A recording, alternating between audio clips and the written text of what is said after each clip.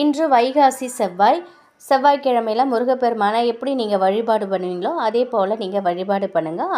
அதையோடு சேர்த்து இன்றைய தினம் செவ்வாய்க்கிழமை தோரம்பருப்பு தீபம் அல்லது வெற்றிலை தீபம் ஏற்றுங்க. அடுத்ததாக கையில் ஒரு பச்சரிசி கொஞ்சமாக எடுத்துக்கோங்க. பச்சரிசி இல்லை அப்படின்னா நீங்கள் சாப்பாட்டுக்கு பயன்படுத்த அரிசியை கூட நீங்கள் பயன்படுத்திக்கலாம். இந்த அரிசியை வலது கையில் வச்சுட்டு முருகப்பெருமானை பார்த்து உங்களுடைய நியாயமான ஒரே ஒரு கோரிக்கையை முன்வைங்க. சீக்கிரம் நடக்கணுங்கிறதையும் வேண்டிக்கோங்க.